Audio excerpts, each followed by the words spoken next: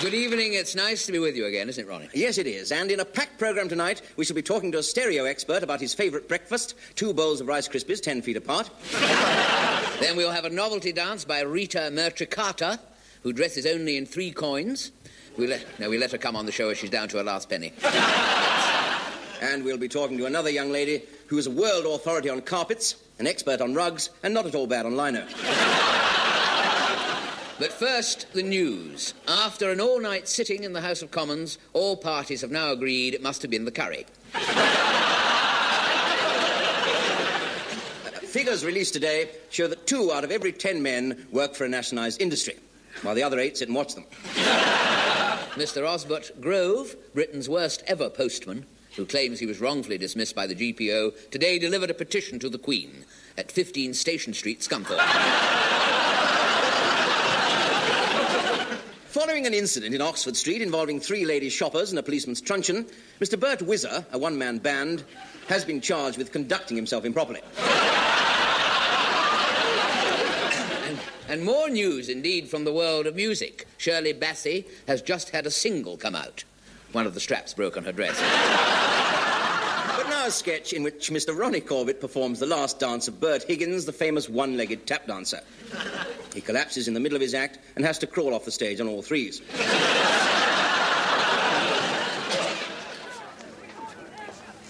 Evening. Evening. Crowded tonight. Crowded tonight. Unusual, you know that, for a Sunday.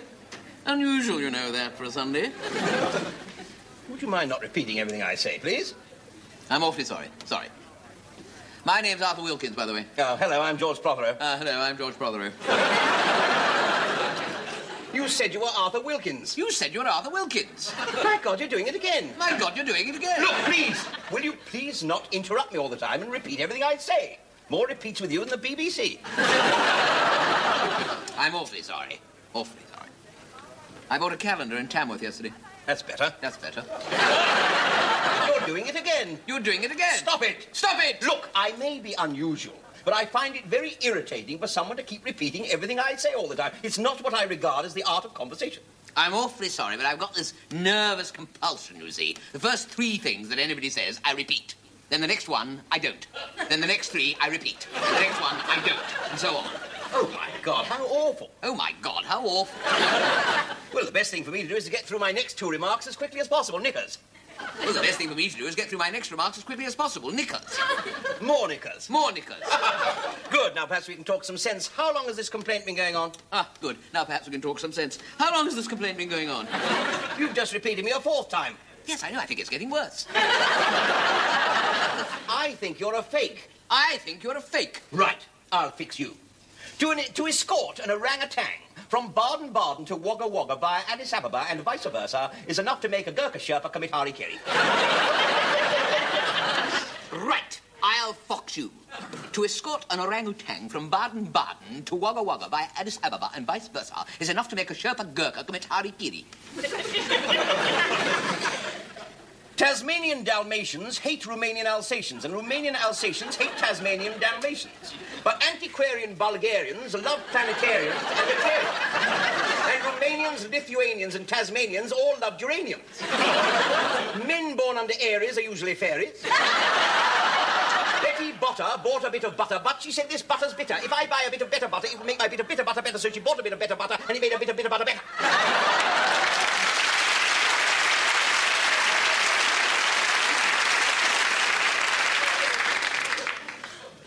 Sometimes I only repeat things twice.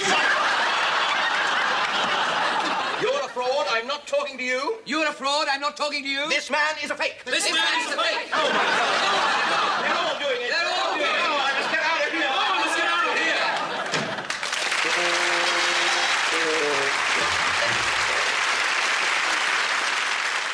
here. Good evening. My name is Arnold Splint, and I'm here tonight. This is an appeal for women only. Now, please don't switch off, because it's you men I want to talk to especially tonight. I'm appealing to you for women. I need them desperately. I can't get enough. And the reason I'm appealing to you men is that I don't appeal to women. But I still need them. So this is how you can help. If you have an old woman you no longer need, send her to me. Simply tie her arms and legs together, wrap her in brown paper, and post her to me, care of the BBC, with your own name printed clearly on the bottom. Because that's the bit I shall undo first. Send as many women as you like, no matter how small. I assure you all those accepted will be made good use of by me and my team of helpers, who incidentally carry on this work, many without any form of support. I do hope you can find time to send me something. We did originally start collecting with a van from door to door, but this scheme was abandoned owing to the wear and tear on the knockers. I think we should remember that Christmas comes but once a year. And when it does come, and you are sitting at home by your own fireside, warming yourself beside a roaring great woman, think of all those poor unfortunate people who are having to go without at Christmas. Why not send them an old flame or two to warm the cockles of their hearthrug? Please post them off today. Help us set up our women on wheels service for old men who can't move about. I know it's not easy. It requires self-denial, patience, and an enormous amount of string. But I'm sure you will feel better for it. I know I shall. Good night.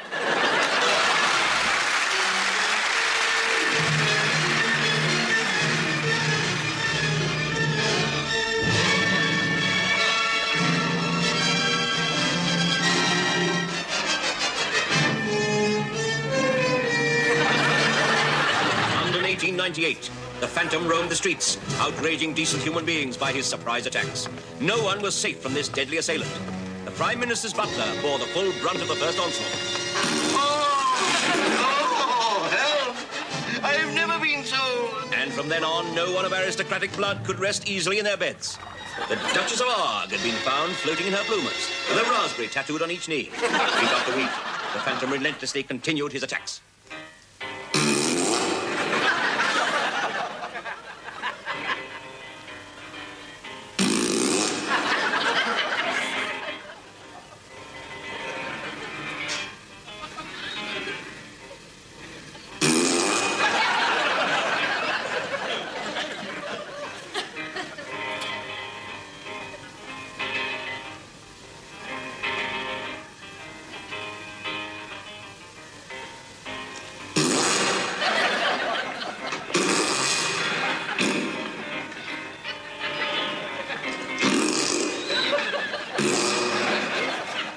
Time and time again, the Phantom struck all over London.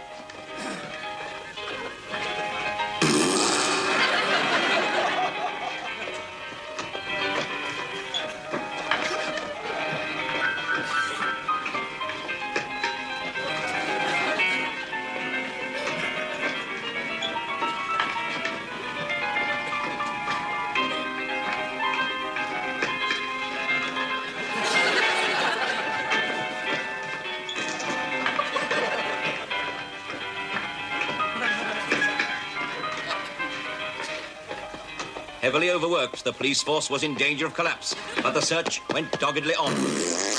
Here, I want a word with you. Here, I want a word with you. Then, one morning, a ray of hope.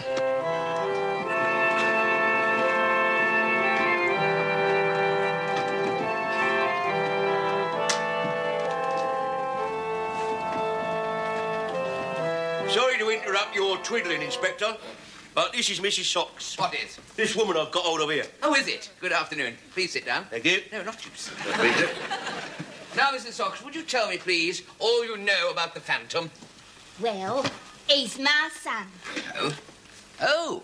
I know I shouldn't be informing on into the roses, but I think you ought to know why he's a doing of it. And why is he a doing of it? Well, I've known him since he was born. It all started with his father. Yes, it would do, yes. Ernie Socks and I were a happy pair. He was a master rubber cushion moulder. Naturally. Well, he was employed by the late Lord Cardigan, a wealthy practical joker, to make whoopee cushions to embarrass his guests at dinner. Well, one of his guests, General Fergus Park, was outraged, and he in turn decided to make whoopee cushions bigger and better and louder and ruder to embarrass Lord Cardigan. I see. This started a conflict between them, and the pressure upon my husband was terrific. Lord Cardigan worked him night and day to outdo General Park. Quite. I do hope I'm not boring you, Inspector.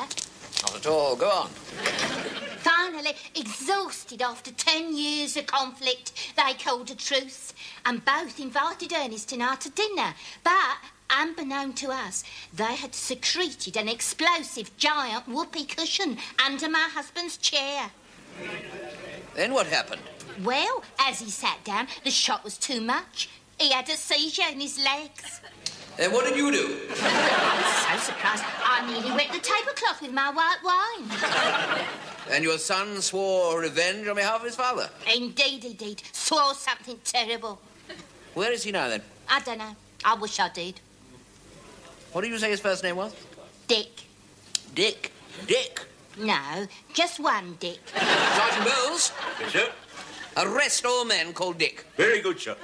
Anyhow, ever since his father's death, he swore to get even by attacking the ruling classes, even royalty. Even royalty, eh? Do you know what this means, Sergeant Bowles? No, sir. No, I didn't think you would. It means he may attack even royalty. Her Majesty.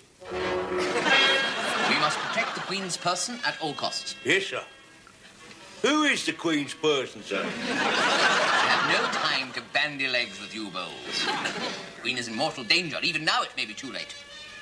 We must round up all those who are loosely connected with royalty, whose Christian name is Dick. A seemingly hopeless task. Pardon? No, I didn't speak. How could even the great Inspector Corps of the Yard trace one madman in a city of 6 million inhabitants? As luck would have it, the first person they questioned, called Dick, also had royal connections. Dick Harris and Sons. Loyal subject, you say, Bowles? I don't know, sir. It says cobblers to the Queen. I think perhaps we better investigate.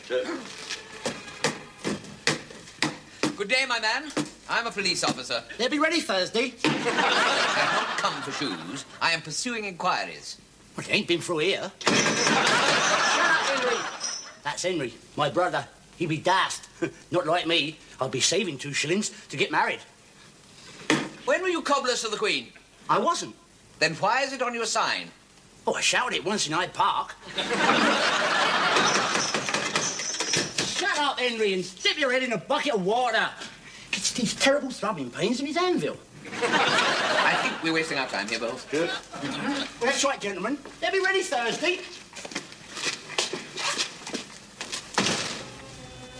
It's all right, Dick. They've gone. If you don't calm down, it'll be the chains again. The chains and the rats. Understand? The rats. Stop it. Stop it. Will you stop it? Otherwise, I'll be done for. No one must know my awful secret. No one must know that I'm harbouring the phantom raspberry blower of old London town.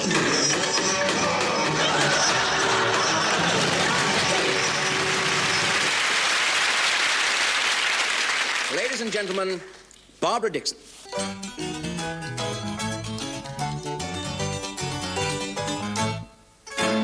Good day, sunshine. Good day, sunshine. Good day, sunshine. I need to laugh, and when the sun is out, I've got something I can laugh about. I feel good in a special way. I'm in love and it's a sunny day. Good day, sunshine. Good day, sunshine. Good day, sunshine. We take a walk, the sun is shining down. Burns my feet as they touch the ground.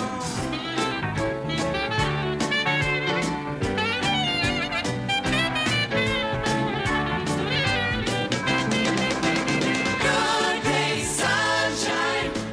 Good day, sunshine. Good day, sunshine. And then we lie beneath the shady tree. Ooh, I love her and she's loving me. She feels good.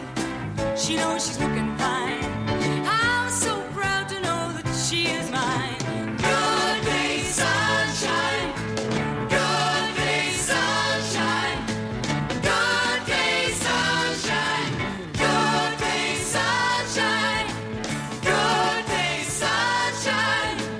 Good day, sunshine. Good day, sunshine.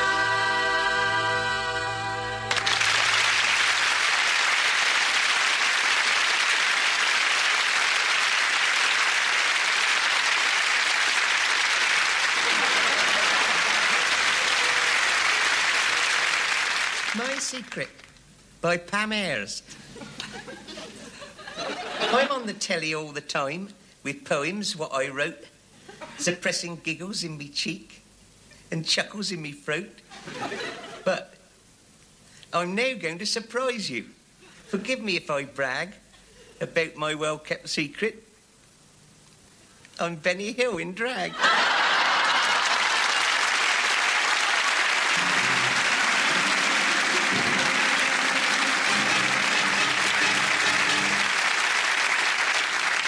Good evening.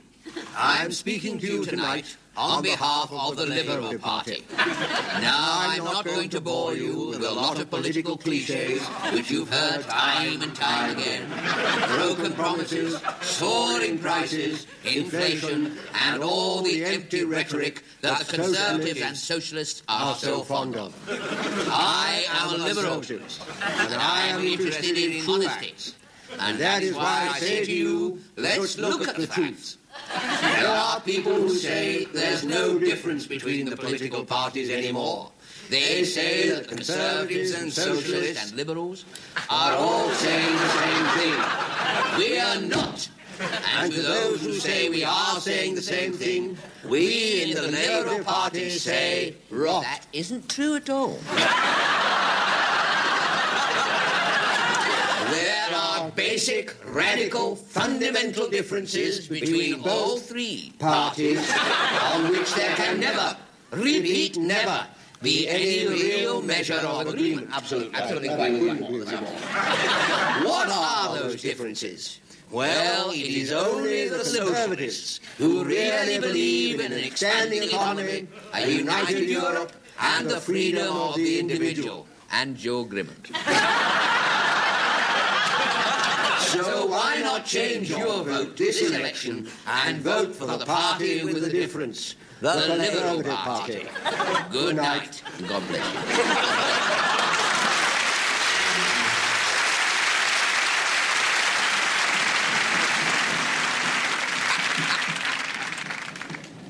you. You know, the newspapers are always so ludicrously coy about any reference to... the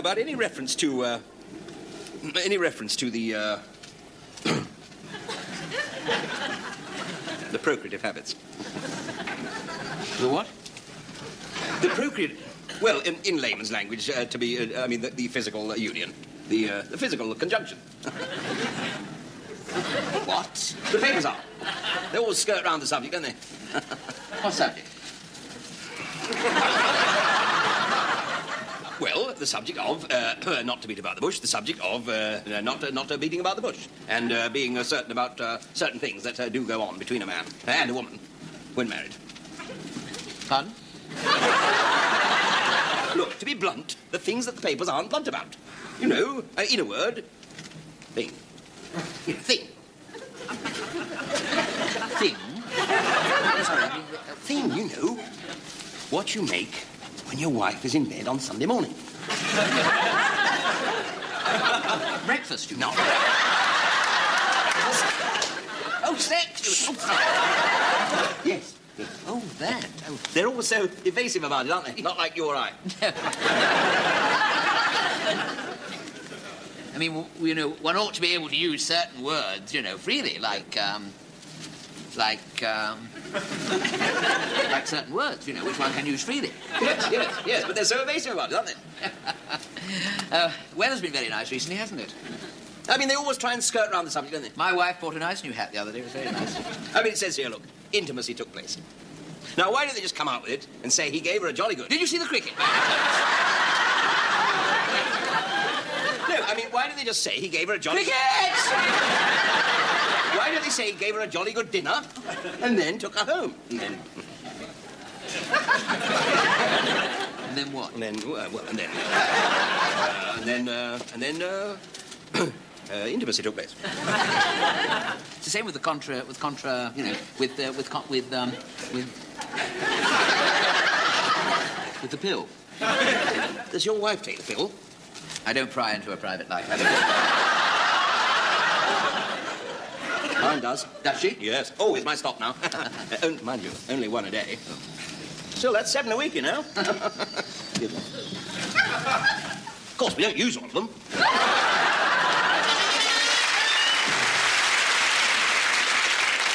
And now here is the late news. We've just heard that in the English Channel, a ship carrying red paint has collided with a ship carrying purple paint. It is believed both crews have been marooned. News from the courts. A sheikh from Abu Dhabi appeared in Kuwait divorce court today. His harem claimed infidelity and cited the Dagenham Girl Pipers. And a man was prosecuted for cruelty by the RSPCA. He bought a homing pigeon and then moved house. A member of the Buckingham Palace staff who was accused of stealing 10 large cans of beans, 7 pounds of radishes, and 3 jars of pickled onions has been given a royal pardon.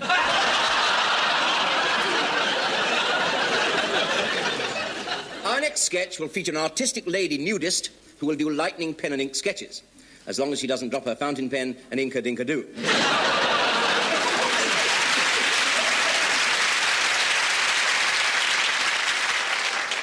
Thank you, the studio audience. No, they really are a fabulous audience here this evening, I can say that.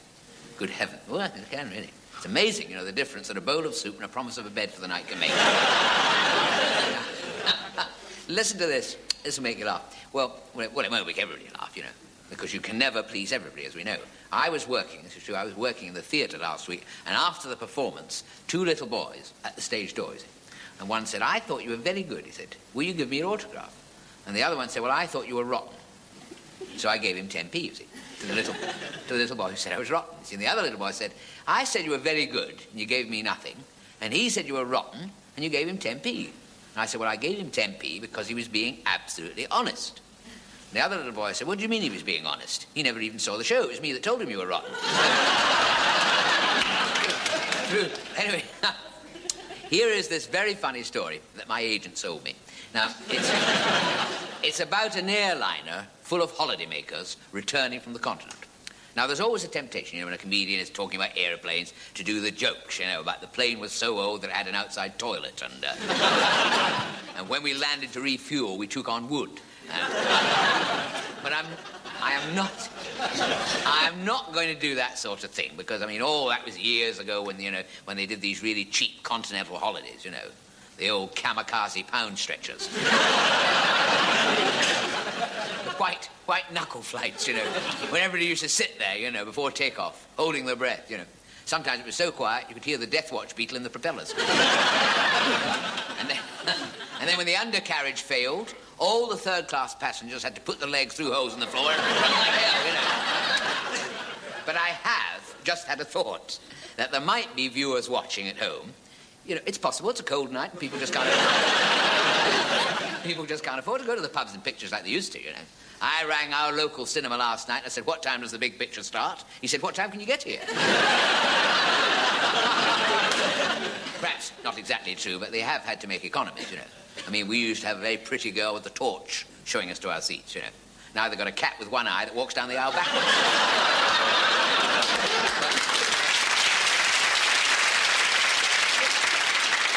But what I'm trying to say, if I'll give myself half a chance, is that there might be viewers watching at home of a nervous disposition who don't like airplane stories, Actually, my wife has been like that ever since, during the war. Her father was shot down by one of our own aircraft. No, he was up there building a chimney, and the pilot mistook him. For an enemy bricklayer. So if I may digress for a moment, just to suggest that any nervous viewers, they can slope off now, make a cup of Wincarnis while we finish the JOKE about the airplane. Now, what other show looks after neurotics like we do? Eh? We should get a grant from the National Health. We do? Oh, dear. I didn't know that. So, I knew I got a grant from the National Health, but you do if you're my height. If you're an undersized grant. So, anyway, the pilot, we're back in the airplane, the pilot said, "We shall be landing at London," it's the microphone in here. He said, "We shall be landing..." One little pen pictures I paint. "We shall be landing..." Oh, dear. It's like the rep at Chroma. We shall be landing... They're doing Lorna Doone at the moment. At Chroma, Case comes up on Thursday, but anyway. We shall be landing... But we shall be landing at London... We'll be landing in a minute. Hang on. We shall be landing at London Airport in 5 minutes. Please fasten your seatbelts. Thank you very much. And inadvertently, forgetting to turn the mic off, he turned to the co-pilot, he said, and the first thing I'm going to do when I land is have a pint, and then I'm going to make mad, passionate love, violent love to that new blonde hostess. So the hostess down the airplane, she hears this, you know, from one of the speakers. So she runs down the cabin, you know, to tell him to switch it off, and trips flat on her face over an old lady's foot. The old lady looks down and said, "No need to be in such a hurry, dear," she said. "I distinctly heard him say he was going to have a pint first."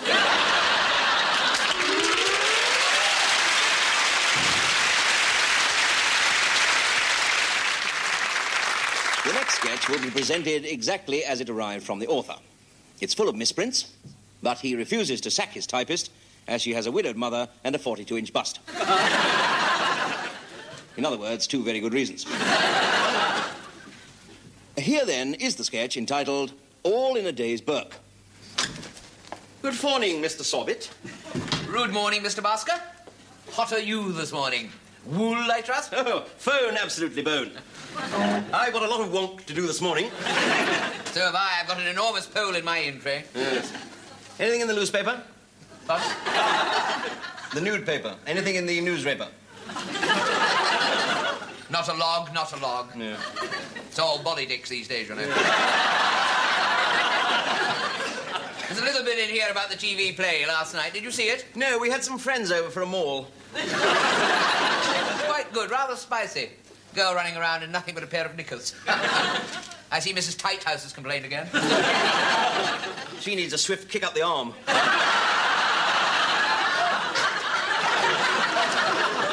Quite. I mean, it's not as if she removed her knockers. I mean, that would have been different. Yes, absolutely.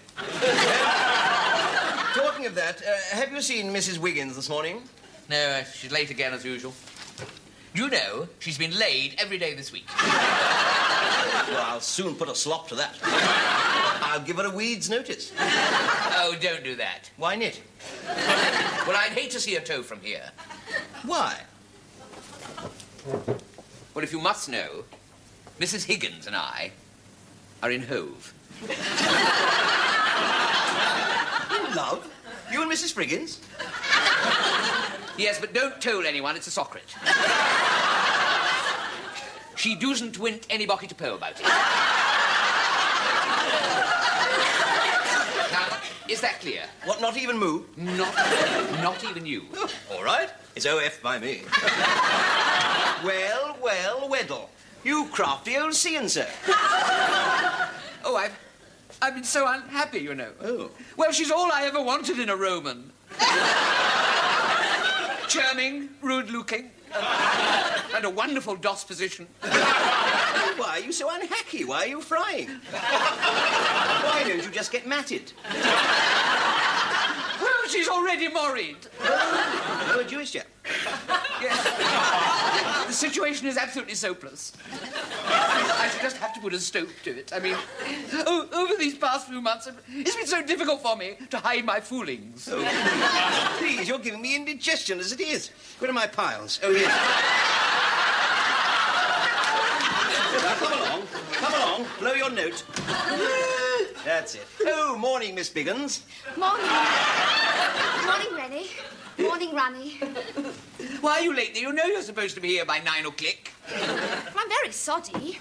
I would have been here on the bot, but I had to see the doctor. The doctor? You're not feeling all, are you? I never felt better in my loaf. He's just told me I'm going to have a booby.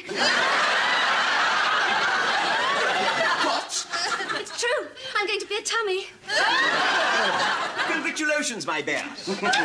Go in there and put your fees up. You must bake it easy for a while, you know. Oh, thank you. You're very kind. Well, that's that, isn't it, eh? That's the end of your little affair. Now you'll have to put a slop to it, won't you, eh? Which means, my dear chip, that all your troubles are over. Well, not really. I mean, her husband's a sailor. He might take me out to sea and throw me overboard. Why should he do that? Because of the child. He hasn't been home for 2 years. What are you trying to tell me? Do I have to spell it out for you? I'm going to be a bather.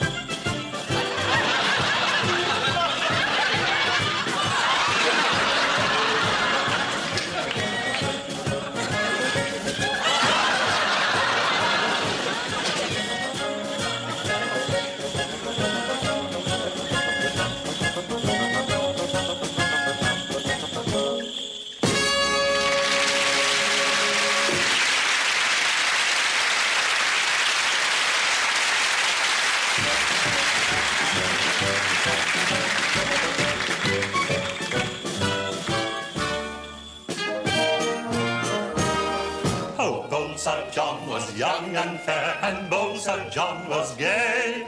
He said, I'll tread the morning dew to take the air and listen to the twittering of the birds all day, the bumblebees at play.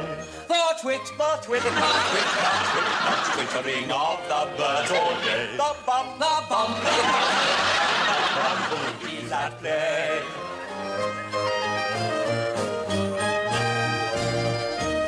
So Bold Sir John, he went his way, observing nature's farce. Dear Mother Earth, oh, tell me, pray, why elephants live so long, they say. Your flies live but a day, then they drop dead upon the grass. Your flies live but a day, then they drop dead upon the grass.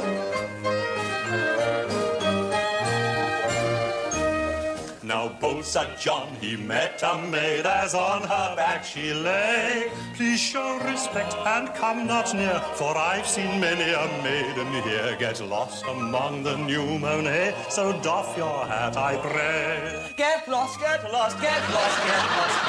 Among the new mown hay. So doff your hat, I pray.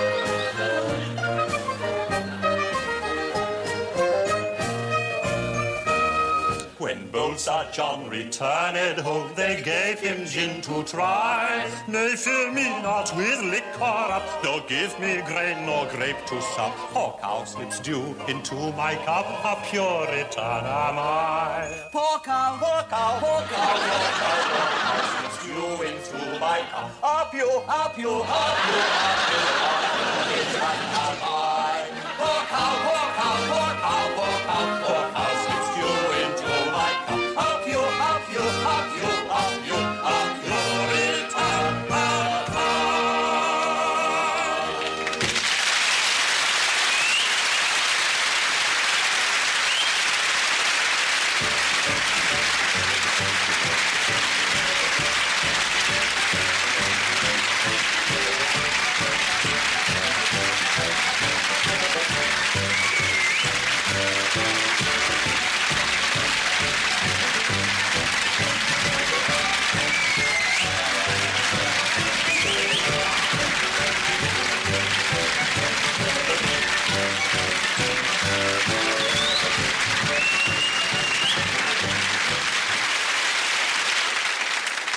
Well, that's all for this week. Next week, we'll meet a man who crossed a feather with a lady contortionist and got a girl who could tickle her own fancy.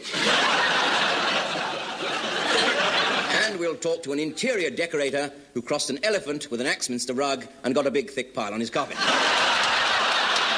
now it's good night from me, and it's good night from him. Good night. Good night.